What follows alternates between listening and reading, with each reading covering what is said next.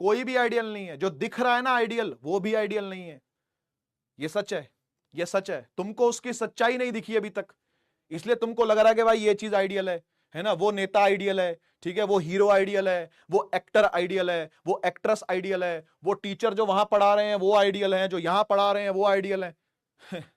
तुम्हें अभी तक सारे पहलू नहीं पता, तुम्हें वही पता जो तुम्हें दिखाया जा रहा है ना। और इसी भ्रम में हम लोग जीते रहते हैं और समझते रहते हैं कि दुनिया बहुत आइडियल है। कोई आइडियल नहीं है भाई, सच्चाई ये है, ठीक है जी। कड़वा है पर यही सच है। आइए ओम्स लॉ को पढ़ लेते हैं। नहीं भाई मैं भी आइडियल नहीं हूं, ठीक है जी। किंग कोहली किंग होंगे बिल्कुल, पर एक आइडियल इंसान है ऐसा नहीं कह सकते, ठीक है जी। और ऐसी पर्टिकुलरली मैं किसी का नाम नहीं लेता, लेकिन इस पूरे ब्रह्मांड में कोई भी आइडियल व्यक्ति पैदा नहीं हुआ है, ये मैं आपको बता दूं, ठीक है जी। समझ में आएगा? कोई नहीं, अभी बच्चे हो ना, अभी बच्चे हो। ये पता, ये जो आयु होती है ना, ये वाली 14, 15, 16, ये जो साल की उम्र होती है ना, एडोलेसेंस बोलते हैं इस एज को। इस एज के अंदर एक बहुत कॉमन चीज होती है, पता है क्या? पता है क्या?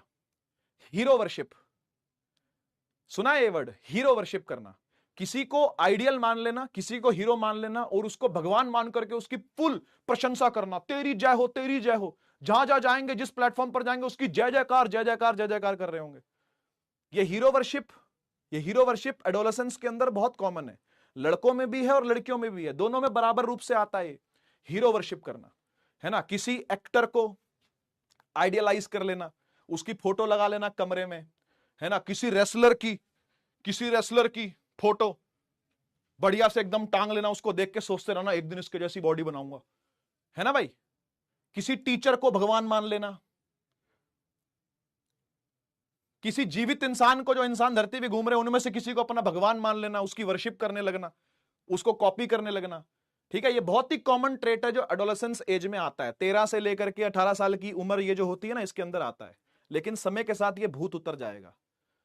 उसके लिए आपको इतना भी जरूरी नहीं है जानना कि उसकी सच्चाई क्या है। मैं नहीं कह रहा कि उसकी सच्चाई पूरी पता करो ना, ना, ऐसा जरूरी नहीं है, ठीक है। लेकिन हाँ, ये एक प्रॉब्लम ना बन जाए आपके लिए, इस बात का ध्यान रखना, ठीक है जी।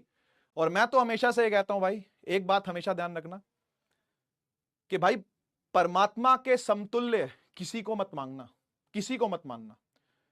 परमात्मा के, भगवान के, अल्लाह, जो भी आप उनको बोलते हो, जीसस, गॉड, जो भी आप उनको बोलते हो, उनके समकक्ष किसी को मत समझना, किसी को भी नहीं, ठीक है ना। ये सब रिश्ते नाते, ये प्यार, ठीक है, ये जो भूत भूत चढ़ा रहता है दिमाग के ऊपर, है ना, ये एक दिन जरूर उतर जाता है, ठीक है ना। तो इसलिए कभी भी परमात्मा के तुल्य, परमात्मा के समतुल्य, समकक्ष किसी और को कभी नहीं समझना चाहिए।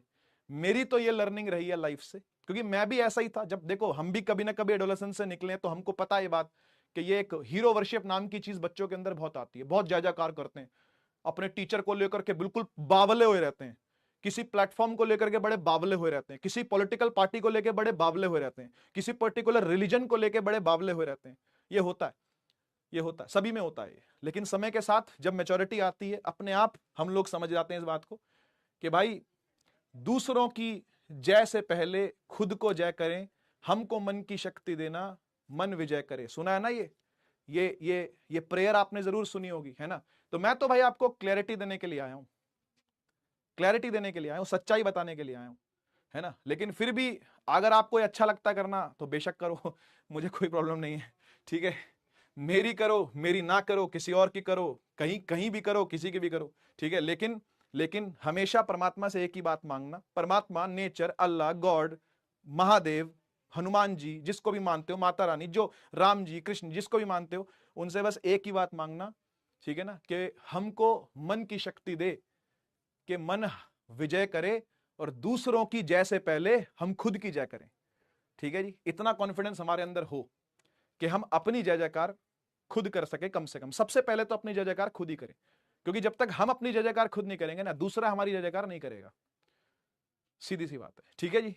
चलो ओम्स लॉ को समझ लेते हैं भाई। तो ये